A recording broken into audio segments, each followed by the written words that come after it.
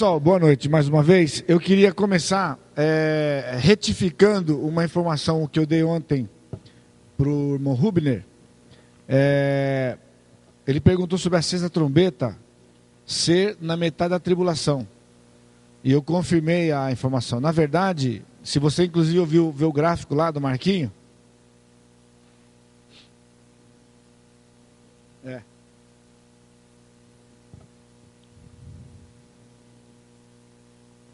Se você vir o gráfico, as trombetas todas, elas acontecem na segunda metade da tribulação. Porque os selos, o primeiro selo, que é a paz, que o anticristo sai para promover a paz, ele cobre praticamente a primeira metade toda. Cristo disse que aqui a tribulação foi abreviada para 3 anos e meio. Próximo do meio da tribulação é que vem a guerra, que seriam os outros cavaleiros, né? A guerra, a fome e a morte, eles acontecem por época próximo do meio da tribulação, já entrando na segunda metade. As trombetas acontecem já durante a segunda metade. A pergunta que ele fez foi por causa do versículo 14 do capítulo 11.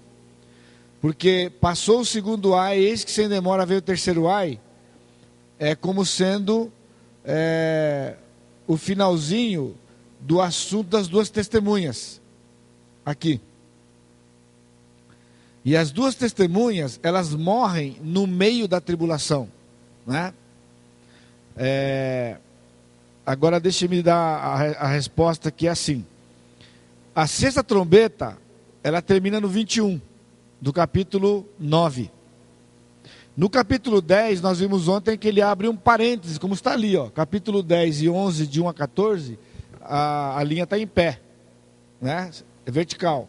Significa que está parado a história, né? Ele está dando alguma informação sobre a tribulação. Esse parênteses, ele vai até exato 11:13. Porque o 11:14, na verdade, ele é o fim da sexta trombeta no 21. O versículo 14 não está falando, ele não está encerrando o assunto das duas testemunhas. O versículo 14 é como se fosse assim, ó, versículo 21, 9:21. Nem ainda se arrependeram dos seus assassínios, nem das suas feitiçarias, nem da sua prostituição, nem dos seus frutos. Passou o segundo ai, eis sem demora veio o terceiro ai. Isso deveria ser. O capítulo 10 e o capítulo 11 é um parênteses. Então ele não está ligando com a cronologia de Apocalipse. Tá bom? Porque as trombetas já estão na segunda metade da tribulação. Ele fez uma pergunta ontem, antes de vocês chegarem aqui. Porque ele fala que faltam 3 ais. A quinta trombeta é o primeiro ai. A sexta trombeta é o segundo ai. E você não encontra aqui o terceiro ai. Em nenhum lugar aqui o terceiro ai. Então o terceiro ai, que é a sétima trombeta, né, ele é o anúncio da segunda vinda dele, que é quando vão acontecer os julgamentos, né, o julgamento das nações. Também que, a exemplo dos selos, lembra que eu falei para vocês? O sétimo selo são as 7 trombetas. Da mesma forma, a sétima trombeta são os 7 flagelos. Por isso que ele não dá nenhuma informação aqui de nenhum ai. Porque a sétima trombeta é os 7 selos. Porque eles se juntam um no outro. Eles se constroem, eles se edificam uns sobre os outros. E o anúncio da segunda vinda, que aparece aqui, versículos de 15 a 19, que a gente não viu ontem, né? O sétimo anjo tocou a trombeta e houve no céu grandes vozes dizendo: o reino do mundo se tornou de nosso Senhor e do seu Cristo, e ele reinará pelos séculos dos séculos. Aqui há uma questão de tradução também, porque no texto original, o reino aqui é plural. Os reinos do mundo se tornaram de nosso Senhor e do seu Cristo, e ele reinará pelos séculos dos séculos. Porque é justamente nesse momento que Cristo vai reaver os reinos do mundo que foram tirados quando o homem pecou no jardim. E se você lembrar da tentação de Cristo, o diabo ofereceu para Cristo os reinos do mundo, que ele conquistaria na cruz, e ele conquistaria efetivamente na segunda vinda dele. Então, nesse anúncio da segunda vinda aqui, ele está anunciando de que os reinos do mundo se tornaram de Cristo. Os 24 anciãos que se encontram sentados nos seus tronos diante de Deus, prostraram-se sobre os seus rostos e adoraram a Deus, dizendo: graças te damos, Senhor Deus Todo-Poderoso, que és e que eras, porque assumiste o teu grande poder e passaste a reinar.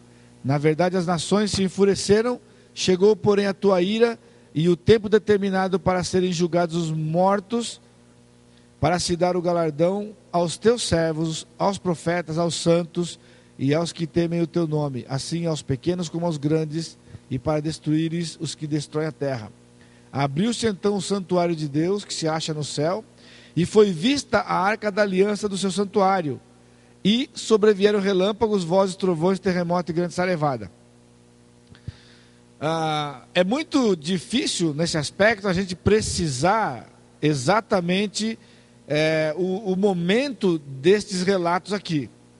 Então esse relato que é chamado aqui, que está sob a sétima trombeta, aqui, ele também, de certa forma, funciona como um parênteses, porque ele está falando de alguma coisa que ainda vai acontecer ao final da tribulação, e ele entra no versículo 19 com essa visão de João, do santuário e da Arca da Aliança. E a Arca da Aliança é uma coisa interessante, porque ela sumiu no Velho Testamento, e ninguém sabe o que aconteceu com ela, e ela aparece aqui. E ela não fará parte do mobiliário do templo do milênio. No templo do milênio não haverá arca. João viu a arca aqui, e essa visão mostra que a arca está lá no céu.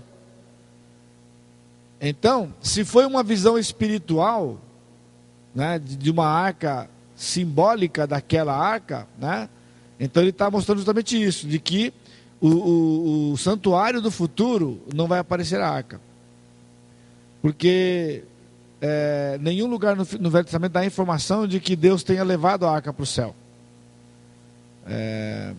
Deus pode ter feito isso, de ter levado a arca do céu para o céu definitivamente, porém é meio esquisito, vamos dizer assim, porque ela é um objeto real, palpável, né? E não espiritual. O que eu tenho pensado ainda, não é nada fechado, mas também não é assim, algo final, né? É que, sendo a arca de ouro, naquelas guerras, naquelas invasões que aconteceram no Velho Testamento, com certeza a arca foi derretida, o ouro foi usado para alguma coisa, né? Então não há assim nenhuma informação de que Deus tenha recolhido a arca para a sua presença, ok? Então ela aparece aqui numa visão. João viu, né, o santuário de Deus no céu, ele diz, e viu a arca da aliança no seu santuário, aí relâmpagos e trovões e vozes. Então a sétima trombeta, ela não anuncia nada de catástrofe ou de ai, porque isso vai acontecer lá nas 7 taças, que é o finalzinho da tribulação, alguns meses no final, e já seguida pelo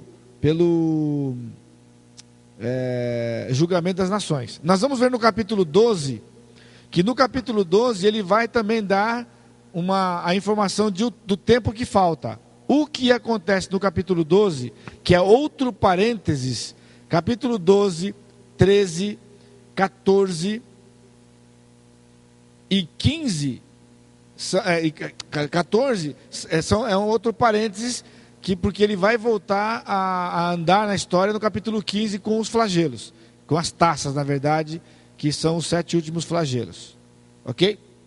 Como eu tenho feito aqui, embora nós começamos um pouquinho mais tarde, porque vocês estavam chegando, eu não queria avançar sem dar a oportunidade para alguém fazer alguma pergunta. Se você, ao rever, ou porque não deu tempo ontem, você tiver alguma pergunta para fazer do que nós já vimos até aqui. Alguém quer fazer uma pergunta? Viviane. Pastor, eu estava olhando aqui, no capítulo, um minutinho só, no 7, versículo 3, né? Então fala que não danifiqueis nem a terra, nem o mar, nem a árvore, até selarmos na fronte os servos do nosso Deus, né? Depois no 9, ele fala que então somente os homens que não têm o selo sobre a fronte, né? Que não era para também mexer com os homens que não têm o selo sobre a fronte.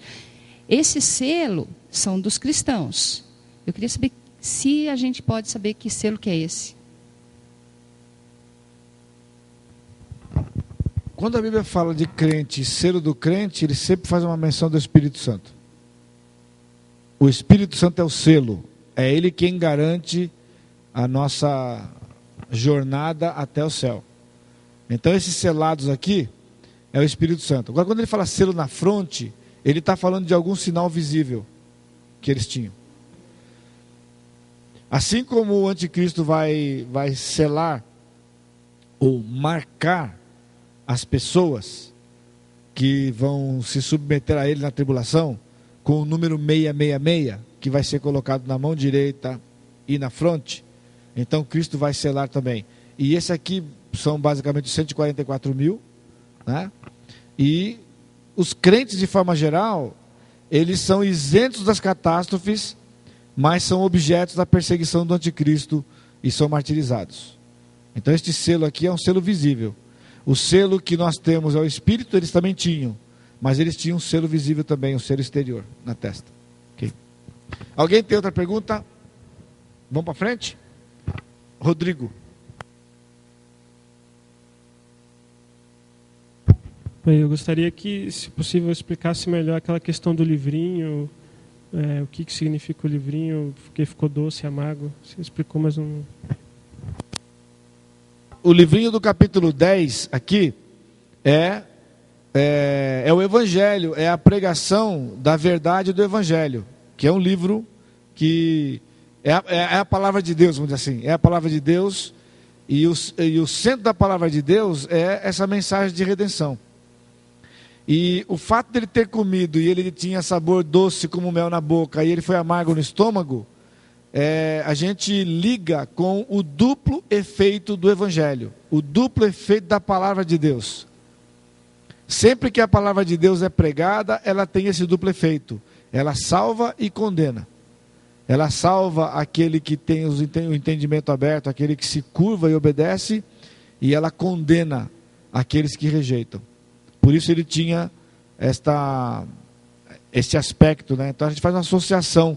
O texto aqui não está dizendo isso, mas eu mencionei, por exemplo, 2 Coríntios, capítulo 2, versículos 14 a 17. Ele diz que em Cristo, que Deus em Cristo sempre nos conduz em triunfo, porque nós somos o bom perfume de Cristo, tanto nos que se salvam como nos que se perdem, né? Para este cheiro de vida para a vida e para aquele cheiro de morte para a morte. Paulo está, naquele texto em particular, Paulo está fazendo menção a um cerimonial que havia no mundo romano. Provavelmente Paulo presenciou isto, que quando os romanos saíam para uma conquista num certo povo, eles derrotavam aquele povo, eles acorrentavam aquelas pessoas que sobreviveram da batalha, subjugavam aquelas pessoas, e era promovida uma parada em Roma. E essa parada, as pessoas ficavam nas laterais, né? E o general vinha na frente do seu exército e no fundo o pessoal aprisionado, acorrentado. E de forma que quando ele vinha andando nessa parada e o povo todo ovacionando, eram jogados no chão pétalas de rosa, em grande quantidade. De maneira que quando eles iam pisando aquelas pétalas, exalava aquele perfume, aquele odor. Aquele perfume que subia era o perfume da vitória daquele general que estava à frente daquele exército, mostrando que foi aquele exército que venceu aquele pessoal. Ao mesmo tempo que evidenciava a vitória, porque o exército estava na frente, também estavam atrás os derrotados. E aqueles derrotados eram o troféu do general que estava ali. Toda aquela figura, o apóstolo Paulo mencionou como sendo a mesma coisa quando nós pregamos o Evangelho. Ele diz que Cristo nos conduz em triunfo. Ele está usando o termo técnico lá, é o termo que era o mesmo termo usado para aquela parada em Roma, né? E então ele diz que somos o bom perfume de Cristo, porque na parada ele via os vitoriosos e os derrotados. E era a mesma parada, a mesma guerra. Então nós somos os vitoriosos, porque Cristo nos alcançou. Mas aqueles que rejeitam o Senhor, eles são os derrotados da batalha. Ok? Então, nesse sentido, o livrinho aqui, que João comeu, e ele aparece também no Velho Testamento, com a mesma, lá em Ezequiel, com a mesma conotação, amargo e doce, né? Mostrando que, no Velho Testamento, era o juízo de Deus, quando ele pronunciava, era doce porque protegia o povo de Israel, mas era amargo porque ele penalizava os povos que subjugavam Israel. No Novo Testamento é com respeito à igreja. E aqui, por quê? Porque da mesma forma, os juízos que são proferidos por Deus com respeito ao futuro, eles são de punição para os perdidos, mas ele vai ser a restauração do povo de Israel. Esse duplo efeito sempre você vai encontrar. E eu falo para vocês aqui na igreja muitas vezes, né? Eu sou uma bênção e sou uma maldição para vocês. Porque toda vez que eu estou pregando a palavra para vocês, eu estou fazendo esse duplo efeito. Porque se você se submete à palavra, eu sou uma bênção para você. Se você se rebela contra a palavra, a disciplina de Deus virá sobre você. E quando eu falo isso, é no aspecto de você... a ignorância da informação. E às vezes há uma tendência de um crente qualquer aqui entrar pelo lado de se orgulhar porque a gente preza tanto a palavra e fala tanto da palavra, mas ao mesmo tempo já paira aquela pergunta, né? Será que o povo desta igreja tem cumprido tudo aquilo que eles têm ouvido da palavra ao longo desses anos, cada vez? E se a pessoa não sabe, há uma atenuante. Se a pessoa sabe e ela não pratica, há uma agravante. Esse aspecto duplo sempre vai existir, né? E esse era o caso aqui no capítulo 10. Outro? Tudo bem? Vamos para frente? Pergunta. Capítulo 12 de Apocalipse. Viu-se grande sinal no céu, a saber, uma mulher vestida do sol, com a lua debaixo dos pés e uma coroa de 12 estrelas na cabeça, que, achando-se grávida, grita com dores do parto, sofrendo tormentos para dar à luz. Viu-se também outro sinal no céu, e eis um dragão grande e vermelho, com 7 cabeças, 10 chifres, e nas cabeças 7 diademas. Das estrelas do céu, a sua cauda arrasta a terça parte das estrelas do céu, as quais lançou para a terra, e o dragão se deteve em frente da mulher que estava para dar à luz, a fim de lhe devorar o filho quando nascesse. Nasceu-lhe, pois, um filho varão, que há de reger todas as nações, com cetro de ferro, e o seu filho foi arrebatado para Deus até ao seu trono. A mulher, porém, fugiu para o deserto, onde lhe havia Deus preparado lugar para que nele a sustentem durante 1260 dias. O que nós vimos aqui? Ele está falando de 2 momentos de Israel. Ele está falando do primeiro momento, quando Israel ia dar à luz o Senhor Jesus Cristo.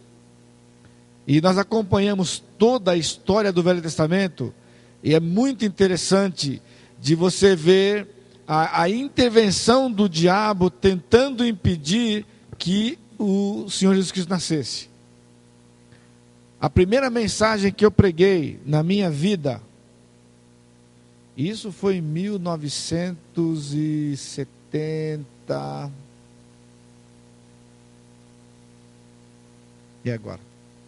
78, 79, eu preguei numa igreja lá em São Paulo.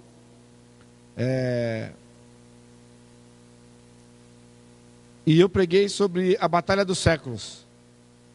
E era justamente um apanhado do Velho Testamento, das intervenções do diabo tentando impedir a vinda de Jesus. Começando com Caim matando Abel. E depois o dilúvio que veio, porque a corrupção foi tão generalizada que Deus destruiu com o dilúvio. E se você observar nesse prisma, o Senhor vai dando informações que ela começa de uma informação genérica e ela vai fechando até mais específica. Então a primeira informação que ele deu sobre o Messias é que ele seria um membro da raça humana. Isso é bem genérico, né? O inimigo já foi lá e resolveu. Caim matou Abel, só tinham 2 filhos, né? Um matou o outro. O que morreu não podia trazer o Messias, nem ser o Messias. E o que matou não podia ser o Messias porque ele acaba de cometer um crime. E o Messias não ia fazer isso. Tentando frustrar o plano de Deus. Aí veio Sete. A próxima informação que o Senhor dá, ele chama Abraão e fala para Abraão que ele vai fazer de Abraão uma nação. E essa nação traria bênção para a terra toda. Está falando do Messias novamente. O que acontece? Deus planeja dar essa bênção para ele depois de um certo tempo, que foram 25 anos. E no meio desse tempo aí nasce Ismael, a frustração do plano de Deus, né, de Abraão obedecer, mas finalmente chega Isaac. E quando chega Isaac, o Senhor fala que, aí vem Isaac, Jacó, 12 tribos. Aí o Senhor diz que viria de uma tribo de Israel, que era a tribo de Judá. A próxima informação é que não somente da tribo de Judá, mas de uma família de Judá, que era a família de Davi. E aí você vai observando, né, que ele vai fechando. Quando ele chega na família de Davi, o que acontece?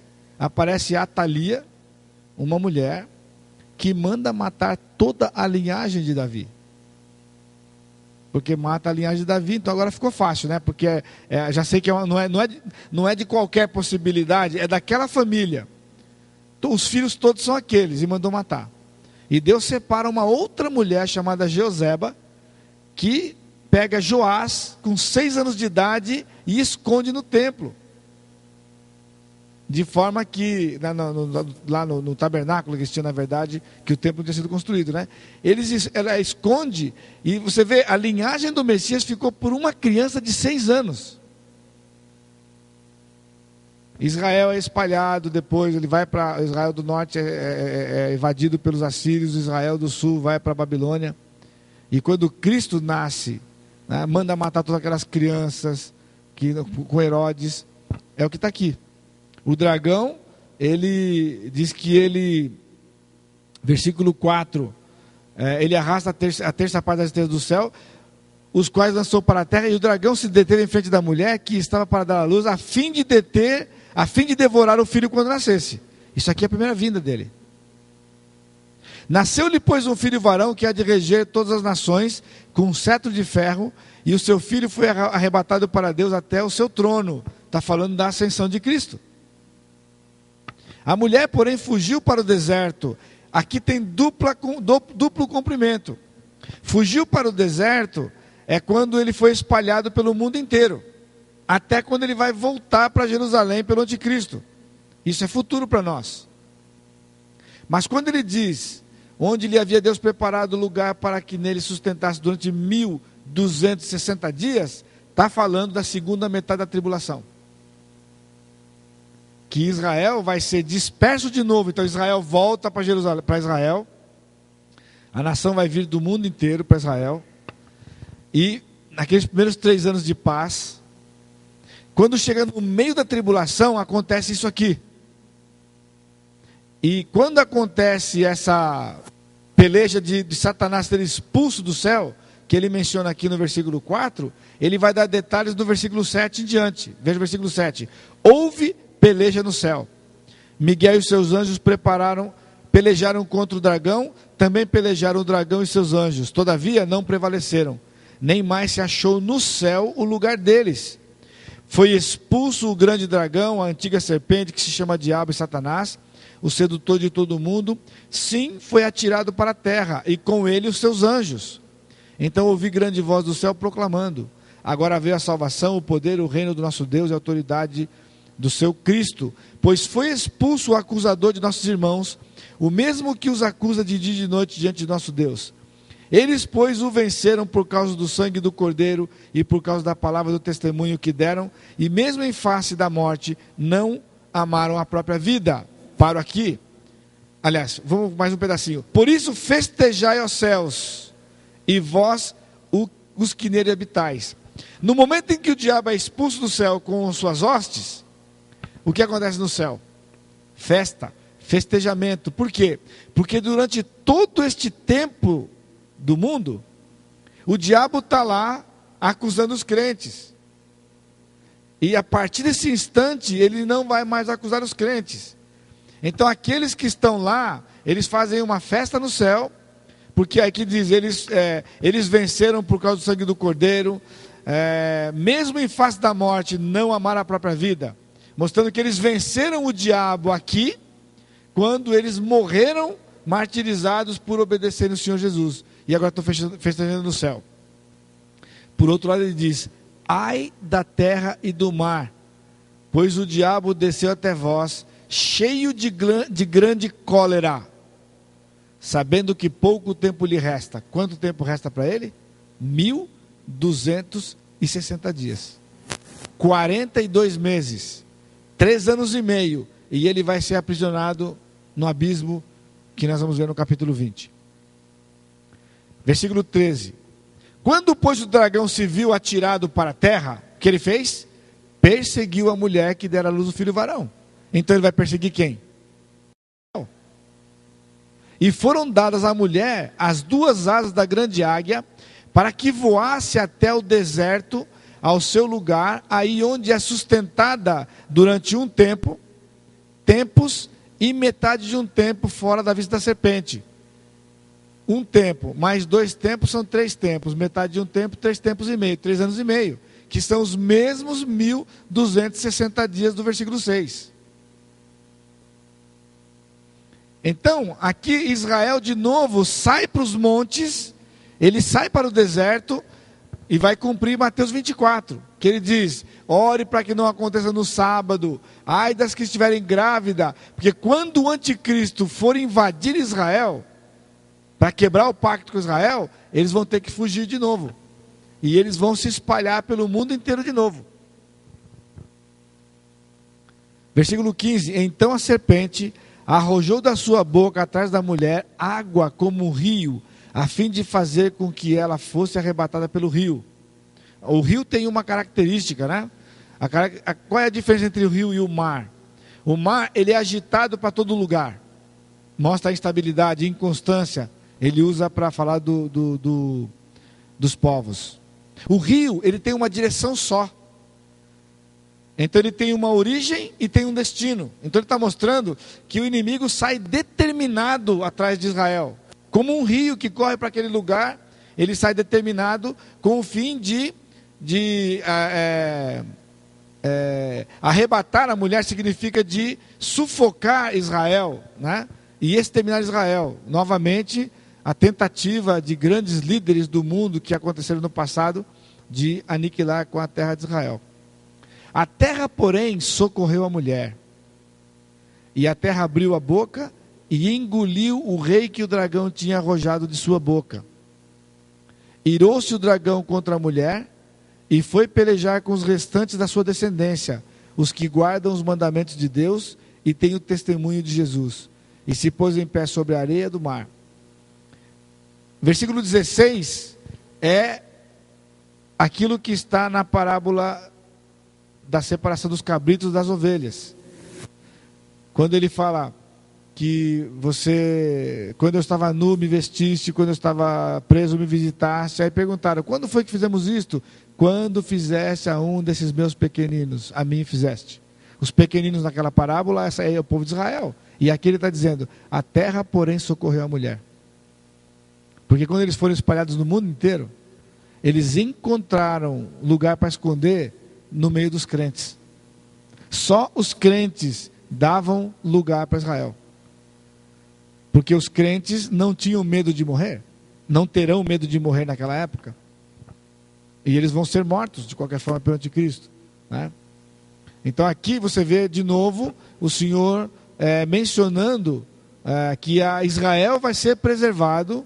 E ele vai ser preservado porque os crentes vão dar proteção para Israel. E aí, se você está anotando na sua Bíblia, aí na apostila, cumpre-se Mateus 25, de 31 a 46, se eu não me engano. Deixa eu confirmar lá, porque com 52 anos, a minha mente só funciona do meio-dia às 12 horas. 31 a 46, que é o grande julgamento aqui. Capítulo 13. Capítulo 13, o capítulo todo está dividido em duas partes, onde ele vai falar sobre a besta que surgiu do mar e a besta que emergiu da terra. Vi emergir do mar uma besta que tinha 10 chifres, 7 cabeças, e sobre os chifres 10 diademas, e sobre as cabeças nomes de blasfêmia. A besta que vi era semelhante a leopardo, com os pés de urso e boca como de leão. E deu-lhe o dragão o seu poder, o seu trono e grande autoridade. Então vi uma de suas cabeças como golpeada de morte, mas essa ferida mortal foi curada. E toda a terra se maravilhou seguindo a besta. E adoraram o dragão porque deu a sua autoridade à besta. Também adoraram a besta, dizendo, quem é semelhante à besta? Quem pode pelejar contra ela?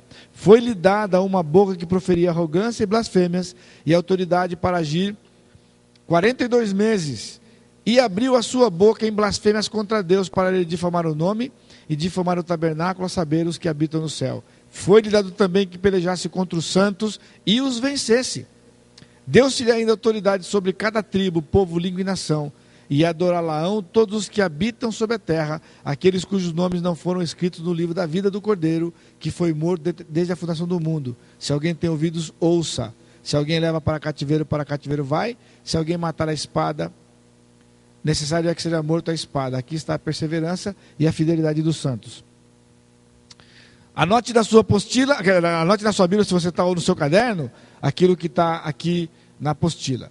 Esta besta que surgiu do mar, você lembra que mar, profeticamente, está falando das nações gentílicas, né, dos gentios. A besta, ela tem duplo sentido aqui. A besta que surgiu do mar, ela é ao mesmo tempo o império e o imperador. Ao mesmo tempo que é o anticristo, também é o império romano restaurado. Ele está dizendo aqui que a besta era semelhante a leopardo, com boca de leão, a leopardo com pés de urso e boca de leão. Soa familiar para você? Daniel capítulo 7, versículos de 4 a 6.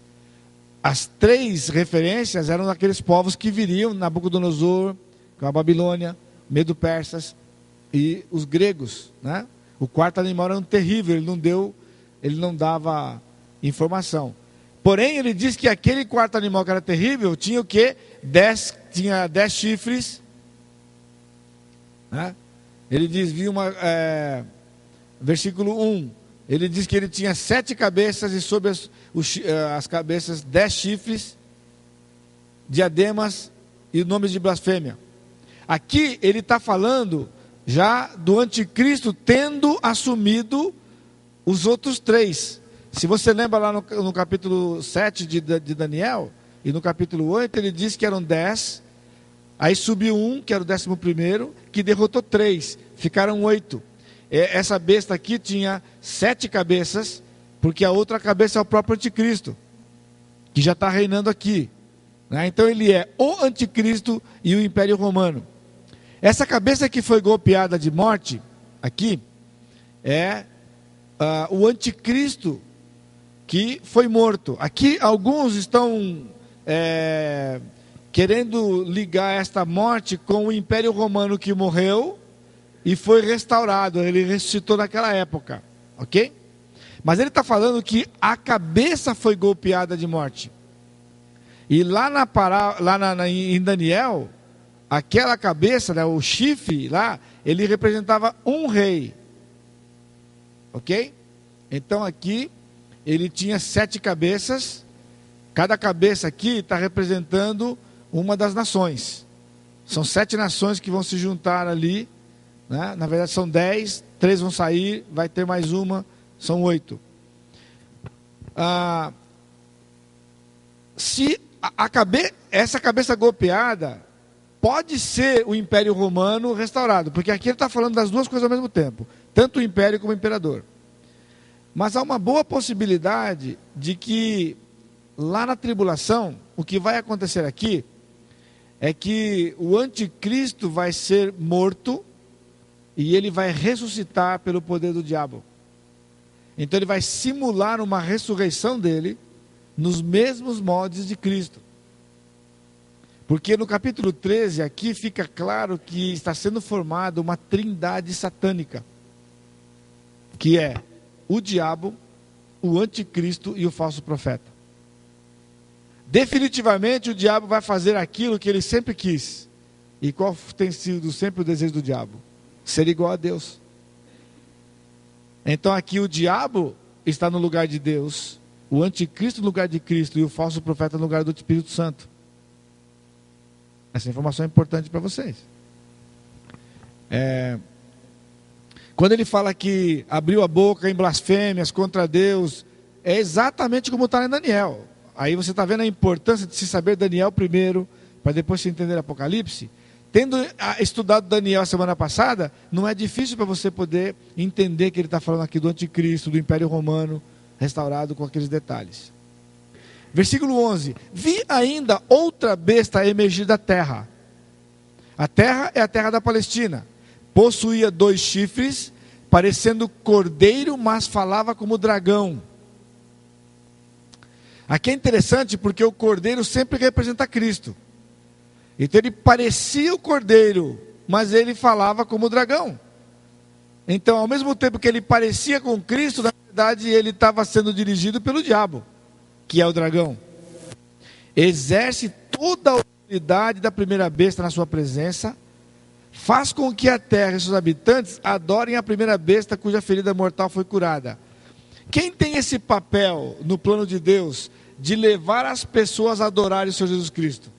O Espírito Santo. O Espírito Santo é que leva essa adoração, é que nos move a adorar. Então o falso profeta aqui aparece no cenário para completar esta simulação, esta empreitada de se afrontar parecendo com Deus, né? Veja aqui que ele diz, ele exerce a autoridade da primeira besta. Cristo disse lá nos evangelhos para os seus discípulos que o Espírito Santo receberá do que é meu, né? E ele me glorificará. Então, a mesma coisa aqui, o anticristo transfere a autoridade para o falso profeta, e o falso profeta leva as nações, as pessoas a adorarem o anticristo. Aqui está a razão, que é uma incógnita, né, para algumas pessoas. Eles dizem assim, que desde que os judeus foram levados para a Babilônia, os judeus nunca têm mais se envolvido com a idolatria, né?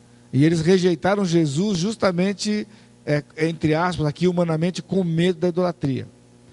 Então eles estão dizendo que dificilmente os judeus seguiriam um gentio, que é o anticristo, porque eles estão desconsiderando o papel do falso profeta. O falso profeta vai persuadir as pessoas a adorarem o anticristo. Sendo ele um judeu, ele vai persuadir o seu povo a seguir o anticristo. Sem contar que o anticristo, ele é gentio de nacionalidade, mas há uma possibilidade que ele tenha família judaica, ou descendência judaica, como passado, né? Porque Cristo disse que lá em João 5:43, ele disse, outro virá e a ele seguirão. Né? Que ele veio, mas o rejeitaram, mas outro viria, e quando outro viesse, eles o seguiriam. Deixa eu ver se essa referência, aí eu já aproveito para ler para vocês. João 5:43. Ele diz, versículo 43, eu vim em nome de meu Pai, e não me recebeis. Se outro vier em seu próprio nome, certamente o recebereis. Assim, aqui, como nós vimos ontem, o outro aqui é um outro semelhante, é um outro parecido. E esse outro aqui é o anticristo. E para que ele seja outro semelhante a Jesus, ele tem que ter ligação judaica. Outro detalhe é que lá em Daniel capítulo 11, naquele texto que nós não lemos, que você recebeu aquela apostila, ele dá a entender, quando ele fala do anticristo no finalzinho do capítulo, de que ele desonrará o Deus dos seus pais. E esse Deus dos seus pais é Jeová. E que o anticristo vai desonrar, vai abandonar, vai desonrar. Então significa que ele tem uma linhagem judaica, mas ele é um gentio, ok? Nascido lá no meio dos gentios. Voltando para Apocalipse, então, nós temos aqui, versículo 13. Também opera grandes sinais, de maneira que até fogo do céu faz descer a terra diante dos homens. Você consegue perceber, sem dúvida, a semelhança da ação do falso profeta com a ação do Espírito Santo. Que quando o Espírito Santo se manifestou, línguas de fogo desceram sobre os discípulos. Foi a manifestação dele inaugurando a igreja. Né? Versículo 14. Seduz os que habitam sobre a terra por causa dos sinais que lhe foi dado executar diante da besta, dizendo aos que habitam sobre a terra que façam uma imagem à besta, aquela que ferida a espada sobreviveu. E lhe foi dado comunicar fôlego à imagem da besta, para que não só a imagem falasse, como ainda fizesse morrer quantos não adorassem a imagem da besta. Então aqui fica claro que ele está mencionando que a besta foi ferida a espada e sobreviveu. Então está falando do anticristo. Quando ele diz aqui que ele manda fazer construir uma imagem da besta, e ele vai comunicar, transferir para ele, para essa imagem, fôlego de vida, né? Versículo 15, foi-lhe dado comunicar fôlego à imagem da besta. Deus criou o homem do pó da terra, e o que ele fez com o homem? Ele colocou fôlego de vida nele. Ele vai fazer uma imagem, provavelmente de algum material, não da terra, do barro, porque não tem consistência, mas de um outro material, porque ele precisa sempre usar um material. Deus pode fazer da terra um ser como nós, mas o diabo não pode. Então, ele, como toda imagem é feita de madeira, é feita de ouro, é feita de algum metal, e ele vai comunicar fôlego a essa imagem. Eu assisti um filme, anos atrás, eu já até mencionei aqui na igreja em pregações, Simba, o Marujo, né? Passava aquele filme bem antigo, né? Produção bem ruim. Mas interessante que eles foram fazer uma viagem para um certo lugar e tinha aquela mulher que era uma feiticeira, que tinha as poções lá, tal. E de repente, no navio que eles estavam, tinha uma estátua, esculpido no navio, uma imagem, né? E em algum momento lá, quando o vizir lá, o inimigo, queria impedir que ele chegasse lá, eles faz uma magia e aquela estátua pega vida e começa a lutar com o Simba. E quando eu vi aquilo pela primeira vez, eu via bem visualizado aquilo que está aqui. Uma imagem que vai começar a se movimentar, né? Vai se movimentar, e aqui diz que que ela ainda fizesse morrer quantos não adorassem a imagem da besta. A todos os pequenos e grandes, os ricos e pobres, os livres e os escravos, faz que lhes seja dada certa marca sobre a mão direita ou sobre a fronte, para que ninguém possa comprar ou vender, senão aquele que tem a marca, o nome da besta ou o número do seu nome. É o seu SIC, né? O seu CPF. Quando o pessoal pediu CPF agora, hoje você é um CPF, você sabe disso, né? E não importa o seu nome, importa, você é um CPF, você é um número que, aquele número está identificado. Você compra, qualquer lugar que você for, você pede a nota fiscal, que eles perguntam para você agora, quer que ponha o seu CPF na nota fiscal? É a sua identificação. Quando lançaram o código de barra, aí, nos produtos, né? Saiu um punhado, a chamada meia-noite escreveu reportagens aí a respeito do 666, dizendo que aquelas barras, tem 3 barras grossas e um punhado de barra pequenininha, né? Que aquelas 3 barras grossas eram 666, né? Era o 66. Então nós não podemos comprar nada que tem código de barra, pessoal, porque se você comprar o que tem código de barra, você está contribuindo para o reino do anticristo. Lá vai ser uma verdade. Quem não tiver a marca, não compra, não vende. Então isso vai fazer com que os crentes realmente se vivam em comunidade para ter as suas próprias coisas, né? Para poderem sobreviver diante de tamanha perseguição. Agora o versículo 18 é curioso. Diz, aqui está a sabedoria. Aquele que tem entendimento, calcule o número da besta, pois é número de homem. Ora, esse número é 666. E tem gente aí que está intrigado com esse versículo aqui, porque diz que é para calcular. Para calcular o número da besta. Pois é número de homem, e esse número é 666. Há várias pessoas que, líderes e teólogos e estudiosos, que eles defendem que o anticristo vai ser o Papa, e que o Papa tem o número da besta, que ele manda calcular. Eu vou para cá um pouquinho. O Papa tem um cetro. Aquele cetro dele tem uma inscrição. E naquele cetro está escrito em letras romanas, né? Está escrito Vicarius et Filis Dei. Isso é verdade. No cetro dele vem escrito isso. Vicarius et Filis Dei significa substituto, que é vicarius, né? Substituto do Filho de Deus. Então o Papa está dizendo, dentro das doutrinas católicas, o Papa, ele é o substituto do Filho de Deus. E é interessante que muitos católicos nunca nem sabem disso. E quando se chama o padre, hoje a gente não faz muito disso mais, né? Mas em tempos passados, aí 10, 20, 30 anos, aqui em São José mesmo, que é uma cidade do interior, alguns anos atrás, como é que era chamado o padre da paróquia? O seu vigário. Por que seu vigário? Porque vigário é a palavra que vem do latim vicarius, que é substituto. O padre, ele é o substituto de Cristo aqui na terra, dentro da cultura, dentro da doutrina católica.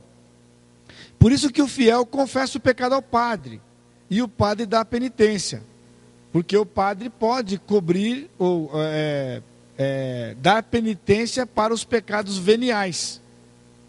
Tudo isso aqui é da Igreja Católica.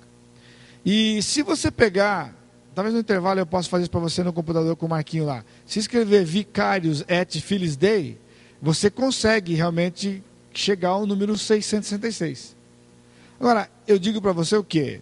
Isto é uma das coincidências, como tantas outras. Aí. Você vai encontrar um punhado de livro aí que vai associar nomes de pessoas que vai dar 666. O Papa é um deles. Não é o único. Né? Mas é um fato aqui, ok? Eu entendo que quando ele diz que nós temos que calcular aqui o número da besta, e o número é 666, ele já deu a dica aqui, o número de homem.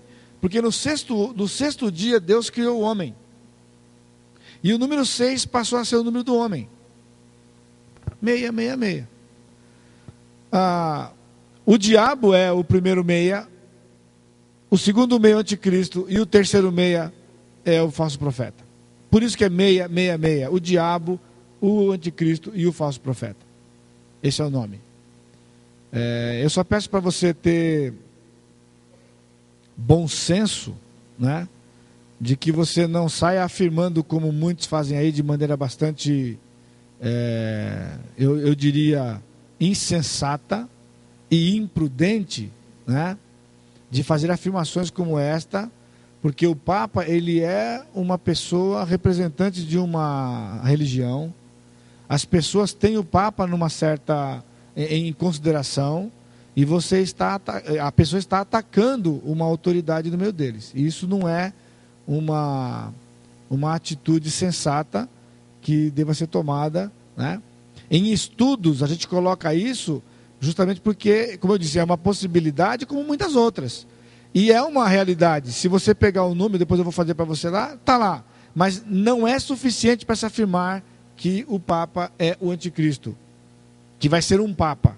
Não que é o Papa, mas que um Papa vai ser o anticristo. Nós vamos ver no capítulo 18 amanhã, no capítulo 17 e 18, de que a Igreja Católica provavelmente vai fazer parte deste processo do anticristo. Por causa da figura que ele usa no capítulo 17. Mas isso não é de estranhar, porque a Igreja Católica, ela soma a maior parte do mundo cristão, em termos de fiéis. Né? O cristianismo, se você pensar em termos gerais, a maior parte são católicos. Né? E eles seguem aquilo, a idolatria.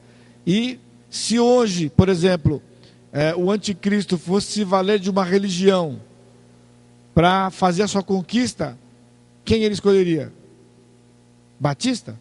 Presbiteriano? Ele escolheria alguém que tem proporção mundial. E quem tem proporção mundial em termos de quantidade é a Igreja Católica. Isso aqui é um fato, né? Que se ele for utilizar uma religião como está previsto lá, então há uma possibilidade muito forte de que ele vai fazer isso. E ele vai fazer o quê? Ele vai usar a igreja. E quando ele conseguir o que ele quer, ele destrói a igreja. Então a Igreja Católica vai ser aniquilada pelo anticristo lá, se for o catolicismo que ele vai usar. Como nós vamos ver, isso deixa para amanhã, mais para frente. Ok? Muito bem. Só mais um pouquinho e a gente vai para o nosso café. Capítulo 14. Olhei e eis o Cordeiro em pé sobre o monte Sião, e com ele 144.000, tendo nas frontes escrito o seu nome e o nome de seu pai. Então está dizendo que os 144.000 tinham o nome de Cristo e o nome do Pai na testa. Então aqui é o selo que eles têm, né? E isso é selo de propriedade, é selo de garantia, né? O Espírito Santo está dentro do coração e na testa ele tinha o nome de Deus, o nome de Cristo. Os 144.000. Ouvi uma voz do céu como voz de muitas águas, como voz de grande trovão. Também a voz que ouvi era como de arpistas quando tangem as suas harpas. Entoavam um novo cântico diante do trono, diante dos 4 seres viventes e dos anciãos. E ninguém pôde aprender o cântico senão os 144.000 que foram comprados da terra. São estes os que não se macularam com mulheres porque são castos. São eles os seguidores do Cordeiro por onde quer que vá. São os que foram redimidos dentre os homens, primícias para Deus e para o Cordeiro. E não se achou mentira na sua boca, não tem mácula. Aqui é o complemento das informações de 144.000. Então eles foram resgatados dentre os homens.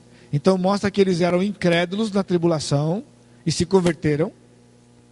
Aqui diz que eles foram resgatados, redimidos dentre os homens, e falam que eram primícias.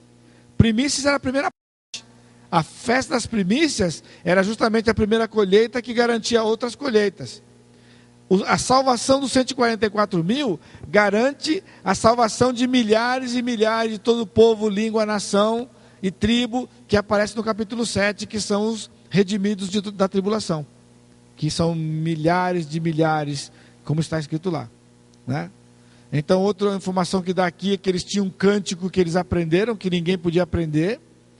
Diz que eles não se macularam com mulheres. Aqui, as mulheres não devem se ofender, né? Quando ele fala se macular com mulher aqui, ele está usando um termo de contaminar, no sentido, não de que a mulher contamina, mas de que seria uma contaminação dentro do propósito que eles tinham de serem, do celibato, de serem castos, para poder fazer a obra que eles têm que fazer, né? São eles os seguidores do Cordeiro por onde quer que vá. Por isso eles vão sair pela terra toda para poder pregar o evangelho do reino no mundo inteiro. Aqui é o cumprimento de Mateus 24, 13 e 14. Que ele fala: quem perseverar até o fim será salvo, e o evangelho do reino será pregado no mundo inteiro. Então Cristo vem. Porque quando 144 mil tiverem feito esse ministério do evangelho no mundo inteiro, e tiver sido resgatado todos os redimidos, que aparece no capítulo 7, o Senhor Jesus Cristo volta. No restante do capítulo 14, nós vamos ver logo depois do intervalo, que há 4 vozes vão falar aqui: a ceifa e a vindima, né? E depois vamos ver o capítulo 15, que são os 7 flagelos. Vamos dar um tempinho. Hoje nós temos algo especial. Não está pronto ainda? Quanto tempo, Flávio? Quanto? Ai. Esse pessoal não vai voltar para o segundo tempo, Flávio. Depois de comer um caldinho daquele com pão da dona Edith, que ela fez hoje, fresquinho, pessoal. Covardia fizeram comigo aqui hoje, né? O lanche hoje é caldinho com pão caseiro feito hoje à tarde. Com esse friozinho que está lá fora, depois é só dispensar vocês para ir embora para casa, né? Podia deixar para o final, né? Come e vai embora. Ok, pessoal, vamos um pouquinho mais para frente então.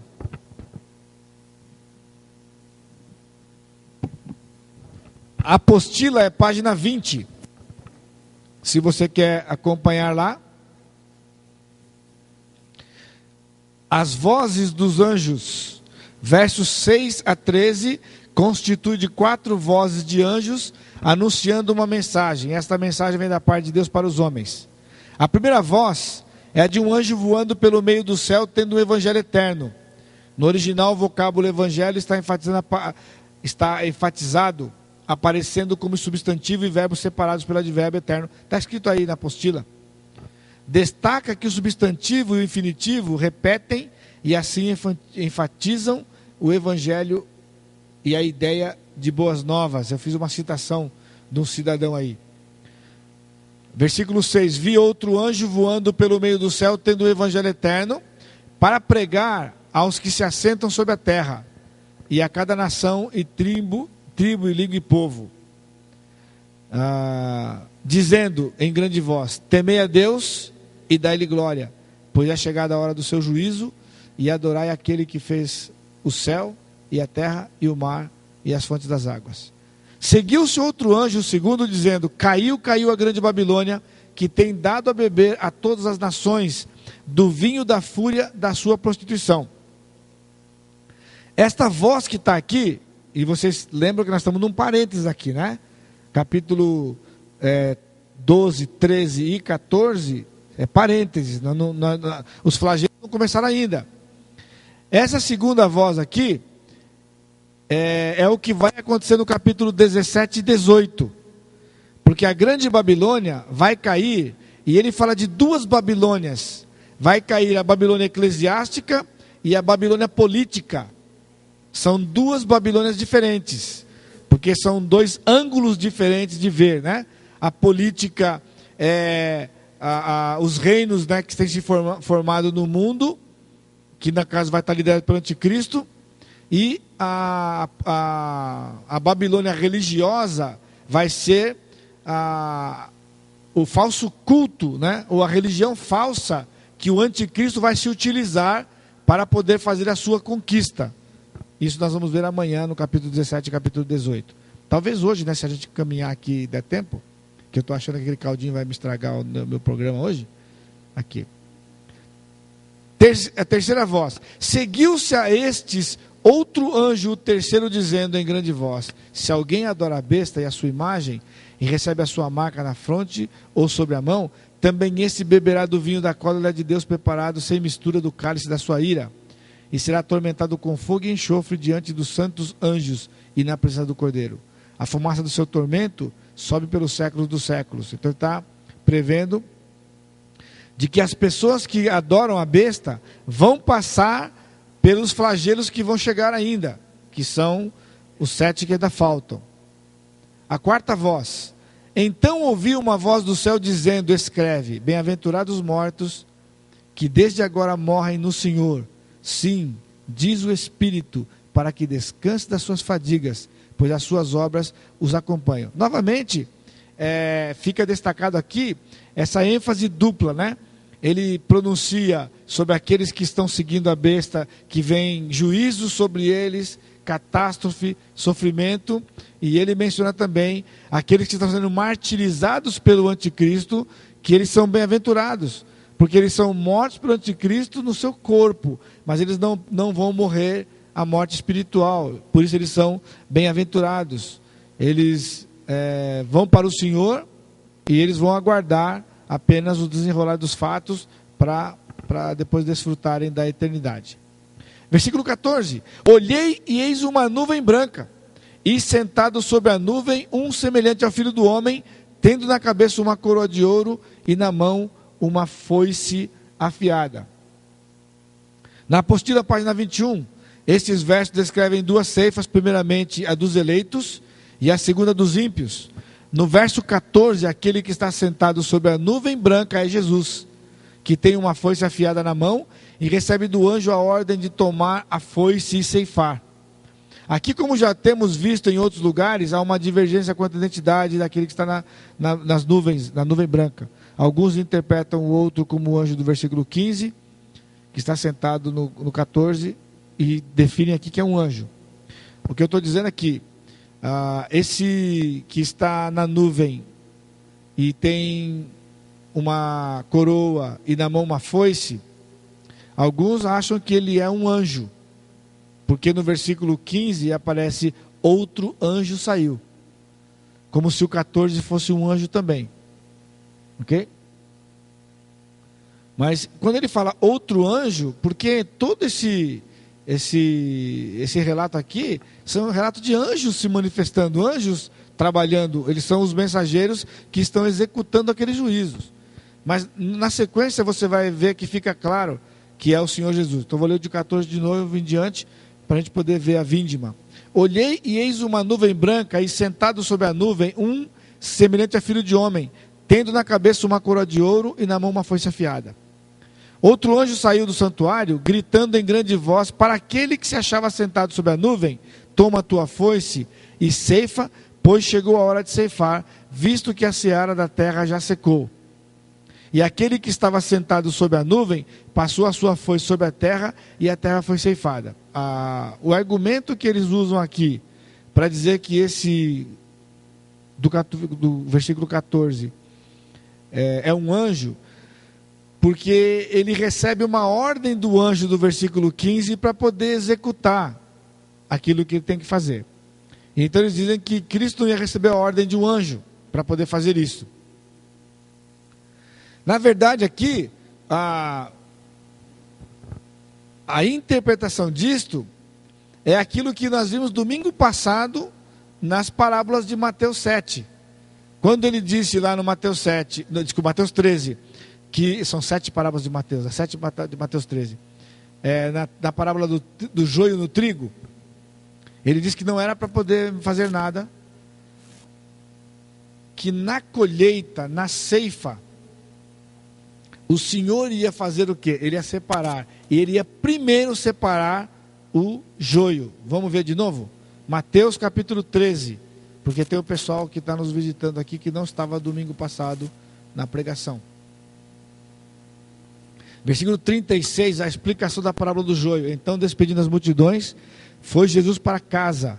Chegando-se a ele, os seus discípulos disseram: explica-nos a parábola do joio do campo. Ele respondeu: o que semeia a boa semente é o filho do homem. O campo é o mundo, a boa semente são os filhos do reino, o joio são os filhos do maligno. O inimigo que o semeou é o diabo. A ceifa é a consumação do século, e os ceifeiros são os anjos.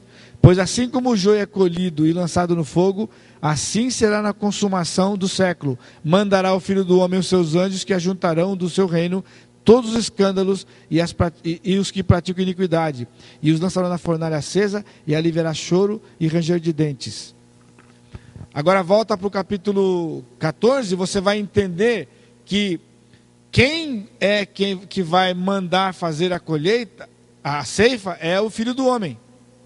Por isso no versículo 14, tem que ser o Filho do Homem, porque ele vem com a ceifa, ele vem com a foice, ele aparece para poder dizer que chegou a hora de fazer isto. Quando o anjo do versículo 15 fala para ele fazer, que era para ceifar, né? Ele vai fazer a ceifa, porque é ele que determina isso. Quem sabe identificar as pessoas é ele. Então ele identifica e os anjos executam. Então o fato do anjo dizer para ele fazer aquilo, ele não está dando uma ordem, ele está apenas respeitando o papel que lhe foi dado de mensageiro, de falar para aquele que está sobre a nuvem sentado que chegou a hora de fazer. Esse é o papel dele. Então aqui, eu acho que é um pouco drástico a pessoa interpretar que o anjo está dando uma ordem para Jesus, sendo Deus, né? Ele está cumprindo o papel dele de promover a ceifa, porque lá em Mateus diz que os anjos que vão fazer a ceifa. Mas se Deus não determinar quem são, como que o anjo pode ceifar quem é? Só se o Filho do Homem estiver junto. Então Cristo tem que estar junto para poder identificar quem são os dele e quem não são os dele, e os anjos tiram lá. Então aquele que estava sentado sobre a nuvem passou a sua foice sobre a terra, e a terra foi ceifada. Então o argumento é, por que no versículo 16 ele não usou o termo anjo, e usou o termo aquele que estava sentado sobre a nuvem? Aquele é uma terminologia usada muitas vezes na Bíblia para Jesus, no contexto. Então aquele do versículo 16 é o que está sentado sobre a nuvem, que não chama de anjo. Então saiu do santuário, que se encontra no céu, outro anjo, tendo ele mesmo também uma foice afiada. Fica agora encerrado a nossa discussão, quando ele diz que o anjo mesmo tinha uma foice afiada. O que significa? Que o 14 e o 16 não é anjo. Porque ele disse, o anjo mesmo tinha. Vocês estão comigo aqui? Vocês estão conseguindo entender o que eu estou falando?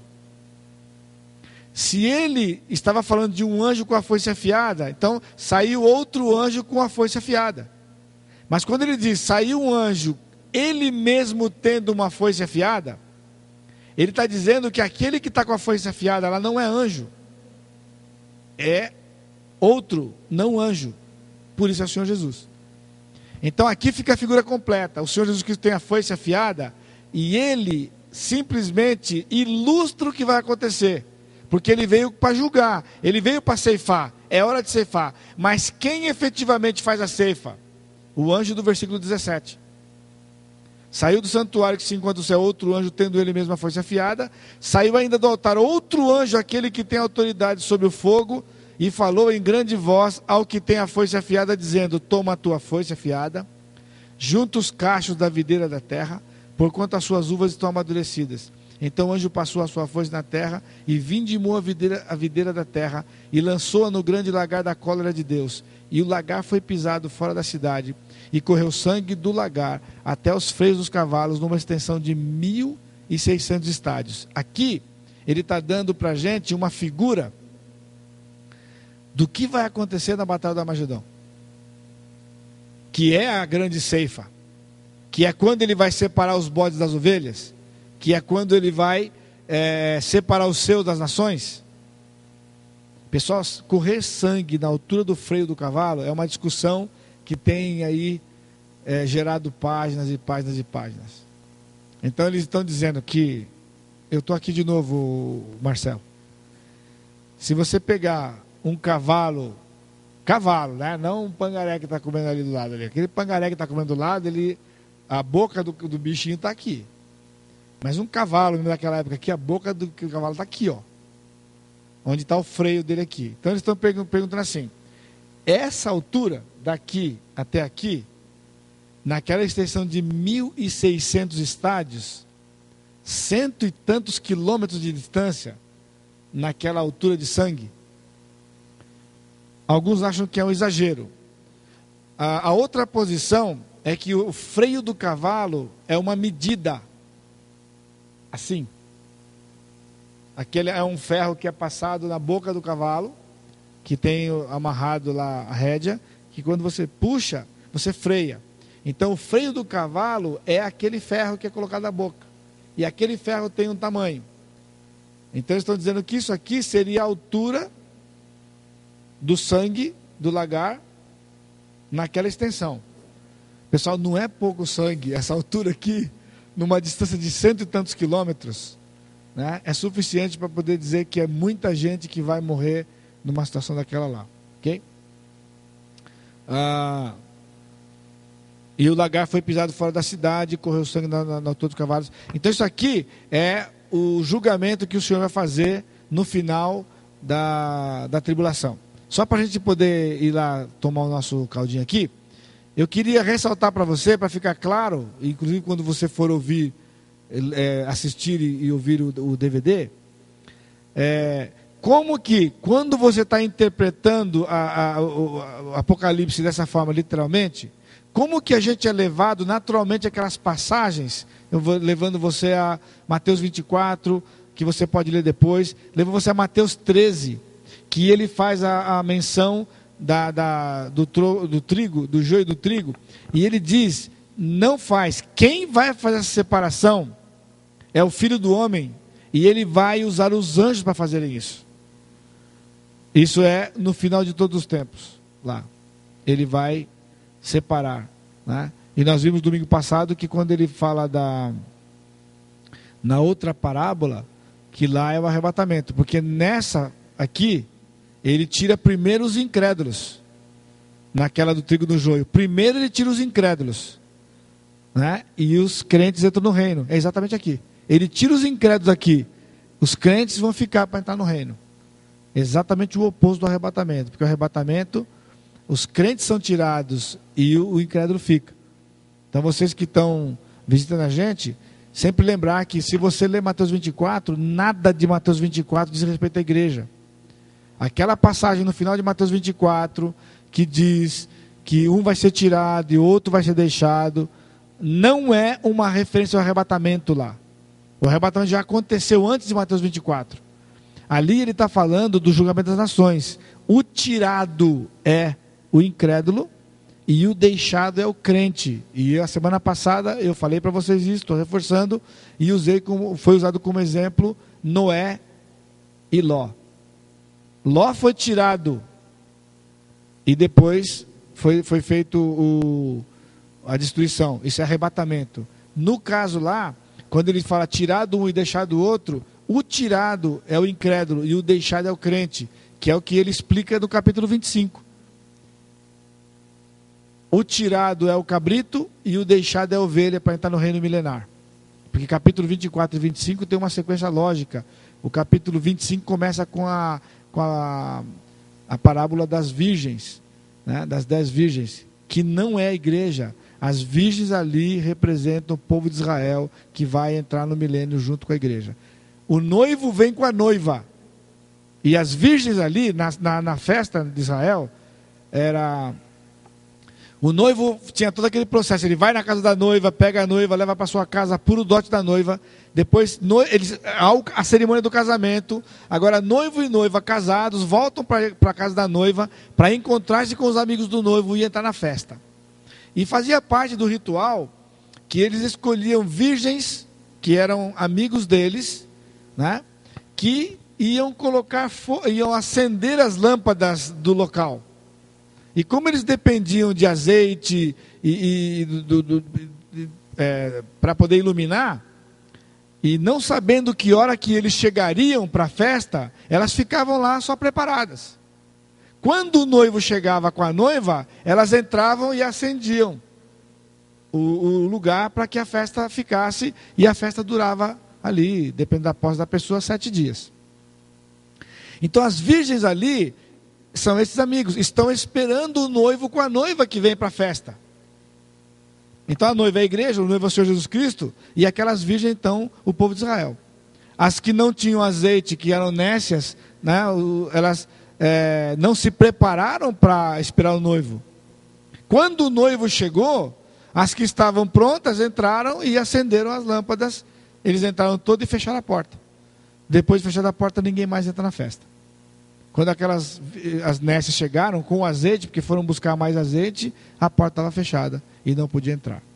Então isso é todo um quadro do que vai acontecer no futuro, né, entre tribulação e milênio, onde o noivo vem com a noiva. Por isso aquelas virgens lá, aquela parábola não diz respeito à igreja, até porque Cristo não é polígamo, né? Ele não vai casar com 5 virgens, ele vai casar com a noiva, que é a igreja. Porque os amigos do noivo são o povo de Israel. Os amigos do noivo são representados por João Batista, quando ele diz que ele era o amigo do noivo, e o noivo se alegra quando vê, o amigo do noivo se alegra quando vê o noivo. E ele diz, essa alegria se cumpriu em mim. Então, eu vou citando aqui muitas passagens para vocês, depois vocês têm tempo lá de ler com cuidado. Vamos lá para capítulo 15. Vamos ver se eu vou conseguir falar aqui depois do caldinho. Vi no céu outro sinal grande e admirável, 7 anjos tendo 7 últimos flagelos, pois com este se consumou a cólera de Deus. Quando ele diz vi no céu outro sinal grande, é porque no capítulo 12 ele usou essa expressão. Viu-se grande sinal no céu, no versículo 1. Versículo 3, viu-se também outro sinal no céu. Versículo 3. E agora no capítulo 15, vi outro sinal no céu. Grande e admirável, 7 anjos, tendo os 7 últimos flagelos, pois com este se consumou a cólera de Deus. Vi como que o mar de vidro mesclado de fogo, e os vencedores da besta, da sua imagem, e do número do mar, e do número do seu nome, que se achavam em pé no mar de vidro, tendo harpas de Deus, e entoavam o cântico de Moisés, dizendo, grandes e admiráveis são as tuas obras, Senhor Deus Todo-Poderoso. Justos e verdadeiros são os teus caminhos, ó Rei das Nações. Quem não temerá e não glorificará o teu nome, ó Senhor, pois só tu és santo. Por isso todas as nações virão e adorarão diante de ti, porque os teus atos de justiça se fizeram manifestos. Aqui uma observação. Vocês perceberam que à medida que nós estamos lendo o livro de Apocalipse, vocês são familiarizados quando a gente lê aqui com alguns cânticos que a gente canta. O senão que eu tenho com estas coisas é que estes cânticos estão sendo cantados na igreja sem que eles sejam ligados com o contexto que ele está na Bíblia. E às vezes a gente canta aqui, por exemplo, esse é um deles, né? A gente canta, grandes são as tuas obras, ó Deus Todo-Poderoso. O que vem à sua mente? As obras que ele está fazendo hoje, aqui. Né? Justos e verdadeiros são os teus caminhos, ó Rei das Nações. Você está pensando isso hoje. Né? Quem não temerá o teu nome, dizendo que as pessoas vão continuar se curvando de ele. Então, a gente canta esse cântico no culto, num contexto de hoje. E aqui no Apocalipse, ele está falando que é o contexto dos redimidos lá, no fim da tribulação. Né? É lá que isso aqui vai acontecer. E outros do capítulo 5, nós vimos que aquele que era, que é e que há de vir, né? A gente tem cantado. E isso é uma coisa ruim, porque quando eu me dispus a escrever essas coisas, a estudar isso e ensinar isso no seminário, e fazer conferências, como eu tenho feito algumas vezes aí, eu tenho acreditado, tem sido do meu ministério isso, que a escatologia é a espinha dorsal da teologia. Na semana passada e essa semana, isso porque nós estamos num curso bastante condensado, você percebeu quantos assuntos são levantados e quantas coisas são mencionadas da vida cristã, do plano de Deus, e é tratado por causa de uma interpretação adequada da escatologia? Então, quando você tem uma interpretação inadequada da escatologia, nada dessas ligações podem ser feitas. Então é tratado o assunto como uma coisa totalmente solta dentro de um plano que não é coeso e não é harmonioso, né? Agora você imagina, como eu vou dar agora em maio e junho em São Paulo, em 32 horas de aula, eu associo a escatologia nas aulas com várias passagens da Bíblia de Novo e Velho Testamento. Então ela é quem segura essas informações todas. Por isso que eu não gosto quando o pessoal trata o assunto como doutrina. A mesma coisa com a eleição. A eleição tem sido tão aversiva aos crentes quanto a escatologia. Porque ela é ensinada de forma inadequada e ensinada como uma doutrina. Contudo, quando você lê os evangelhos, os ensinos de Jesus, Jesus não parava para introduzir o assunto da eleição. Simplesmente ele falava. Ele falava aquilo como sendo algo já estabelecido. Ele não sentou com os discípulos, eu vou ensinar para vocês uma coisa aqui. Ele falava tão naturalmente, né? Então, ao longo desses tempos aqui, quando eu estou pregando, eu estou ensinando a escola dominical, em todo o tempo aqui, o assunto já é tido como certo. Eu não preciso ficar me defendendo. Agora, vai fazer uma conferência aí fora, uma boa parte do tempo é provar que aquilo é assim. E o povo cria uma reação, porque é novidade muitas vezes, e aquele velho eterno problema da justiça de Deus, se é justo ou não é justo, né? Então, eu gosto de vir para essas coisas, como nós estamos fazendo aqui, simplesmente ler e deixar a Bíblia falar, né? E não montar. O gráfico é feito para poder distribuir as informações. Não tem jeito de você falar de um plano futuro que Deus deu aqui para a gente, sem você colocar aquilo de maneira gráfica, né? Até o gráfico ajuda você para visualizar mais do que o texto aqui. Uma coisa interessante que eu comento no meu testemunho, inclusive, não sei se no testemunho que está na internet, na nossa página, tem essa informação. Deus colocou no meu coração essa ligação com a Escritura e a vontade de ler e conhecer a Bíblia quando eu tinha cerca de 12 anos de idade. Lá na época que eu me converti. E eu gostava muito de ler e conhecer essas coisas. E as posições que eu tenho na escatologia, de maneira grande, não específica, né? Como a eleição, eu tinha desde aquela época. Sem nunca ter ouvido ninguém e lido nada. Simplesmente ter vindo para a Bíblia e ler a Bíblia como que a Bíblia está, né? Sem influência de ninguém. Então, para mim, a escatologia, esse plano, essas coisas, era simplesmente por ler essas coisas e ver como está escrito. E crer que Deus escolheu as pessoas, porque na simplicidade, quando ele disse para os discípulos, não fosse vós que escolheste a mim, eu que escolhi vocês, para mim está resolvido o problema. Não, o resto é detalhe e ampliar isso, porque ele disse, vou discutir com ele o quê?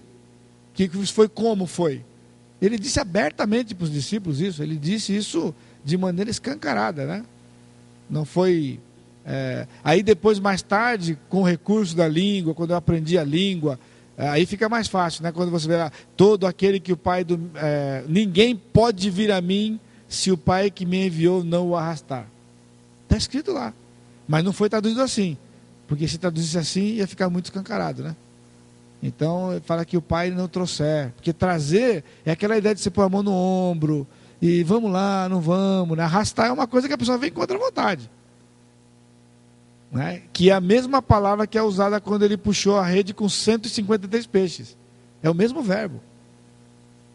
Ele arrastou aquela rede devido ao peso dela.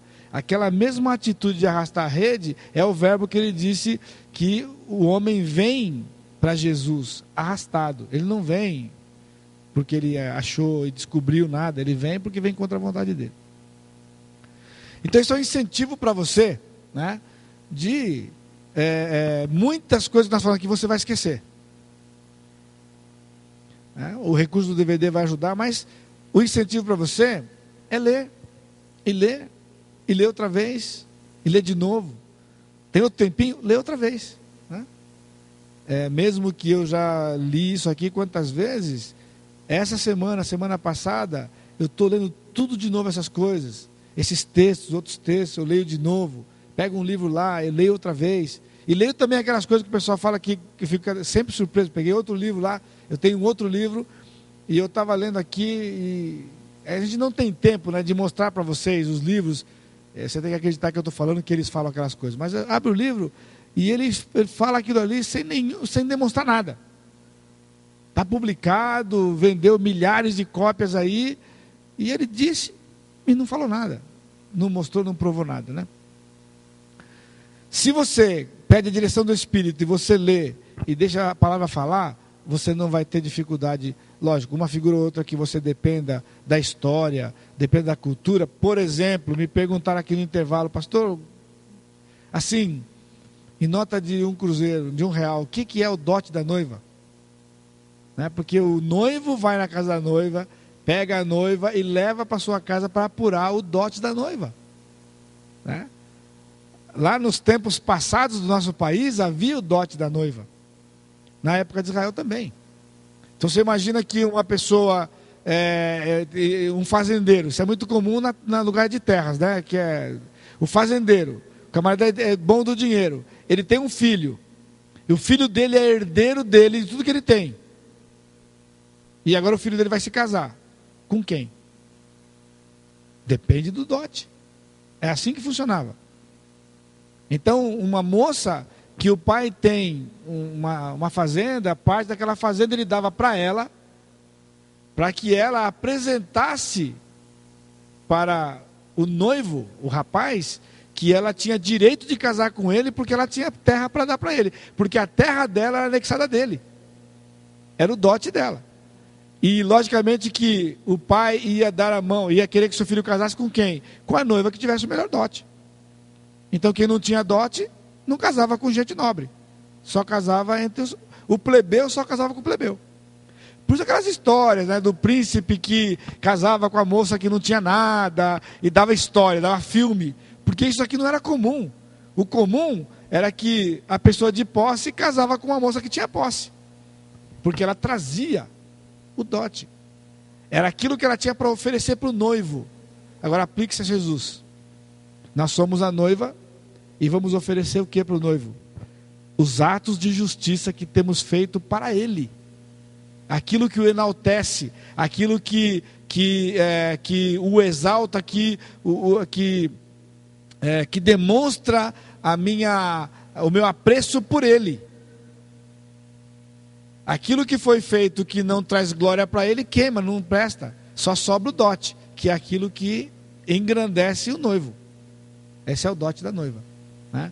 E nós temos todo o tempo aqui, até Cristo voltar, para poder apurar, para poder formar esse dote que nós vamos entregar para ele, né? E vamos render aos pés dele. Esse é o dote da noiva. Hoje o que sobrou dessa cultura é que no casamento o pai da noiva dá festa. E é complicado, pessoal, não é fácil não. Aí teve alguém falando, o Mauro falou assim, eu tenho 4 filhas, estou d'água. Pois é, vamos lá. Versículo 5, depois dessas coisas olhei, e abriu-se no céu o santuário do tabernáculo do testemunho, e os 7 anjos que tinham os 7 flagelos saíram do santuário, vestidos de linho puro e resplandecente, cingidos ao peito com cintas de ouro.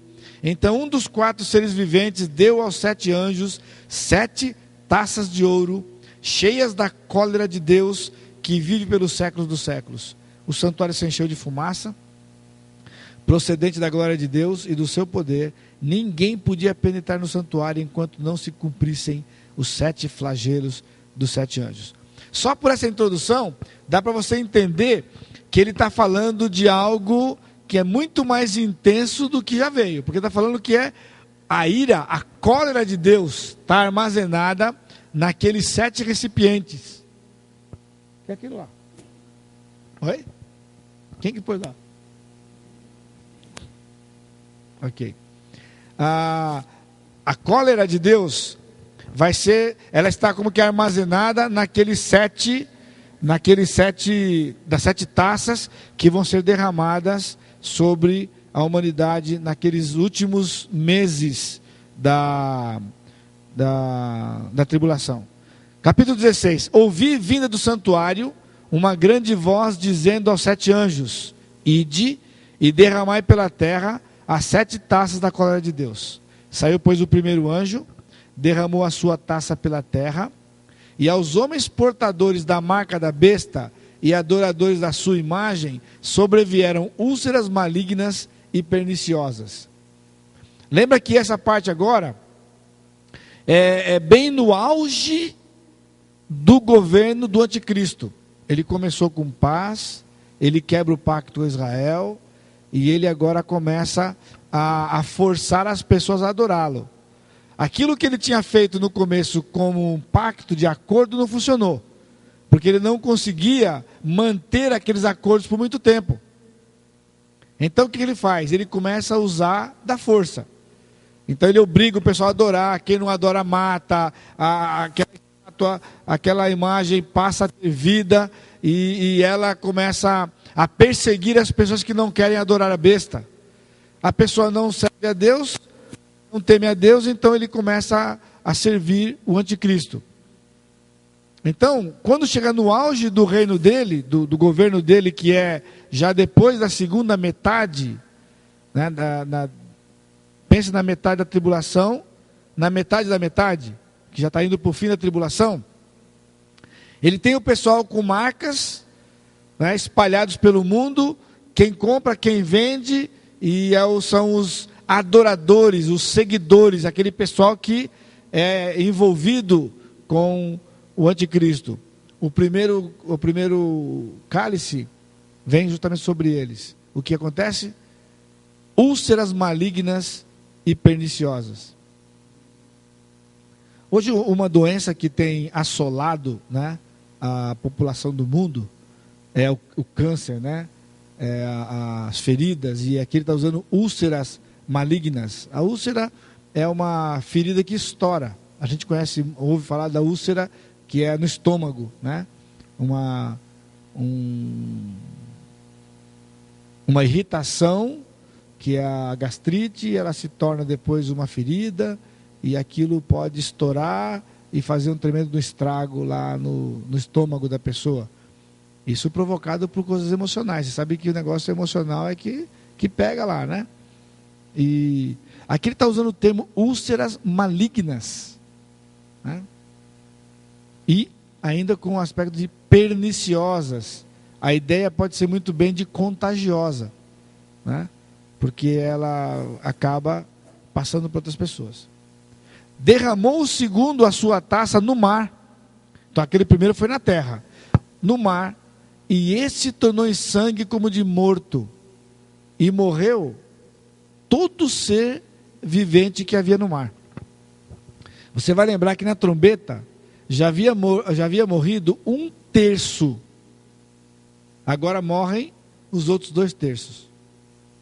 Então, se você pensa em termos de escassez de comida que vem do mar, né? Mais o aspecto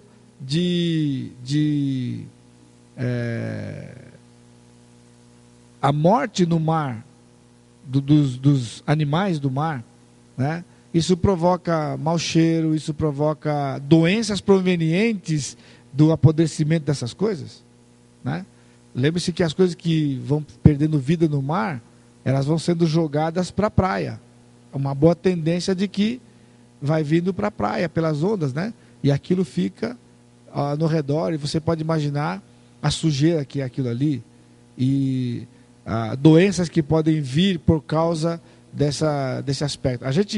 Eu sou da época e de um lugar de São Paulo, na minha infância, que não tinha esgoto encanado, era tudo aberto.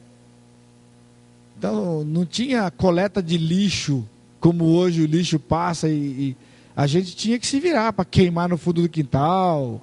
E como fazer com aqueles restos de tudo ali? Né? Então, resto de comida ia para a criação. Né? Se tinha alguém perto, como a gente tinha lá, o camarada que criava porco, você podia mandar lá a lavagem para o porco. Mas e quem não tinha? Então aquela época era uma época muito difícil, por isso muitas doenças, muitas crianças morriam vítimas das doenças por ter isso tudo aberto. Aqui nessa época é uma dificuldade de você viver, piora as condições de vida, né? O terceiro flagelo derramou o terceiro a sua taça nos rios e nas fontes das águas, e se tornaram em sangue. Então ouviu o anjo das águas dizendo: Tu és justo, tu que és e que eras o santo, pois julgaste estas coisas. Porquanto derramaram sangue de santos e de profetas, também sangue lhes tem dado a beber, são dignos disso. Ouvi do mar que se dizia: Certamente, ó Senhor, Deus Todo-Poderoso, verdadeiros e justos são os teus juízos. Aqui é uma coisa interessante, porque alguns querem interpretar que quando fala que a água tornou-se em sangue, eles estão dizendo que alguma coisa tornou a água escura, barrenta. Aqui fica claro, pessoal, que ele está falando de sangue literal. Ele está dizendo que sangue foi derramado e eles estão bebendo água com sangue. Porque quando morre os seres do rio, o sangue deles fica na água. E isto é literal. Ele não está falando aqui de água barrenta, água contaminada, não. Ele está falando de sangue mesmo nas águas. Elas são tornadas em sangue. É como se ele tivesse derramado o sangue que foi derramado dos mártires, como se ele estivesse derramando nas águas, para eles beberem. Há uma outra dica para você aqui, que quando o povo fez aquele bezerro de ouro, o que foi que o Senhor mandou Moisés fazer?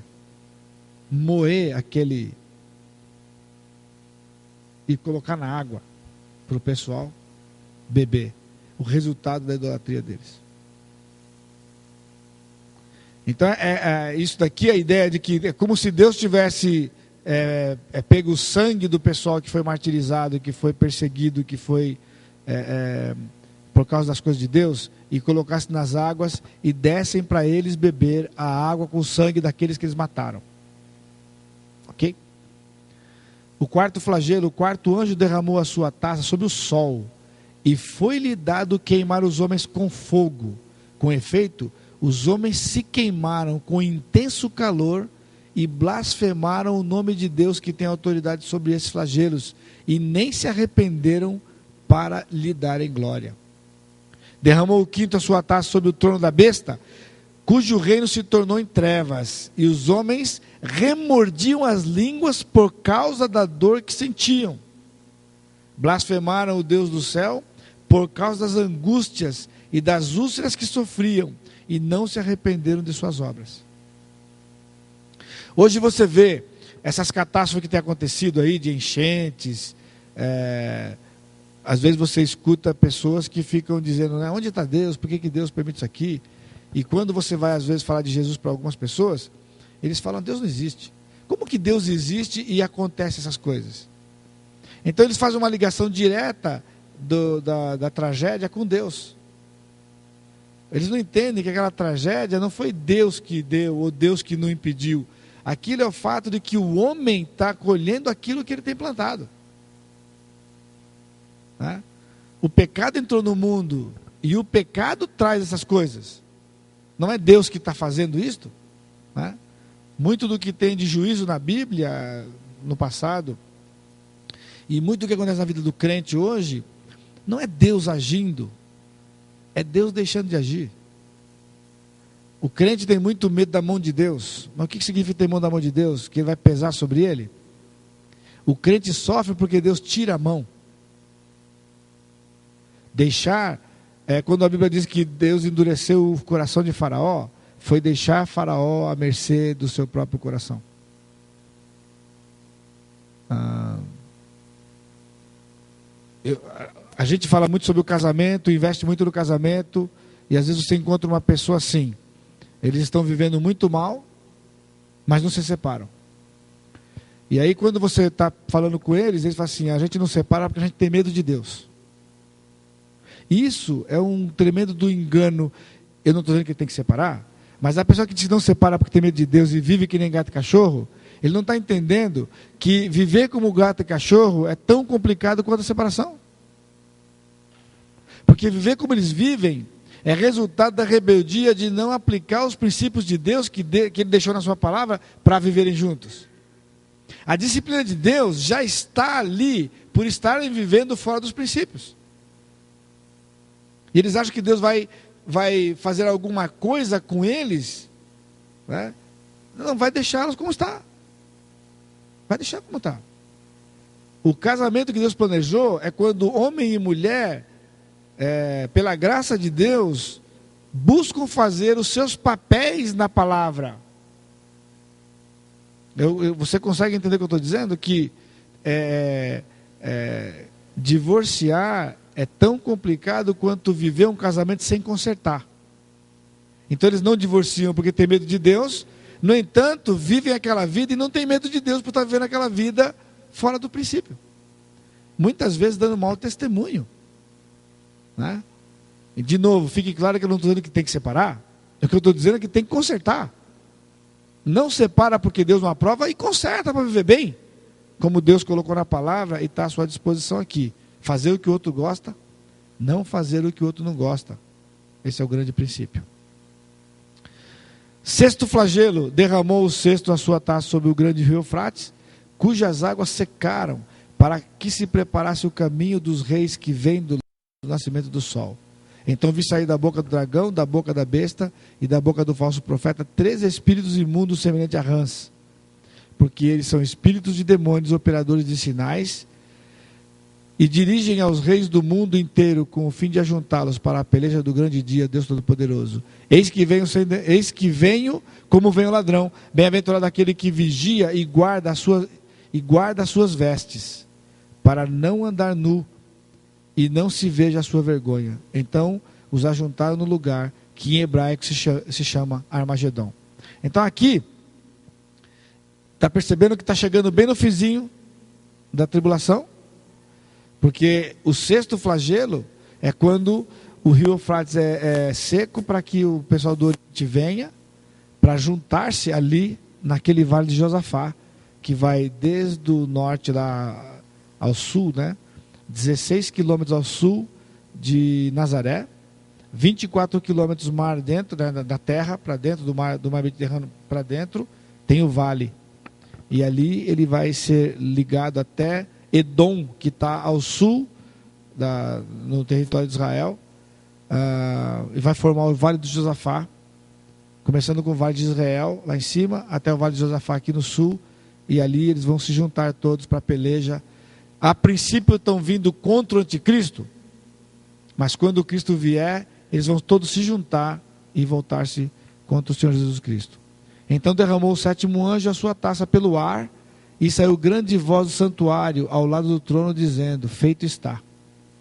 E sobrevieram relâmpagos, vozes e trovões, e ocorreu grande terremoto, como nunca houve igual desde que há gente sobre a terra. Tal foi o terremoto forte e grande. E a grande cidade se dividiu em 3 partes, e caíram as cidades das nações. E lembrou-se Deus da grande Babilônia para dar-lhe o cálice do vinho do furor da sua ira. Toda ilha fugiu, e os montes não foram achados. Também desabou do céu sobre os homens grande saraivada, como pedras que pesavam cerca de 1 talento, e por causa do flagelo da chuva de pedras, os homens blasfemaram de Deus, porquanto seu flagelo era sobremodo grande. Aqui ele está falando, é o finalzinho, é o último flagelo. Ele fala de um terremoto sem precedente. Então não tem nem escala Richter, né, que eles falam. Não tem nem escala isso aqui.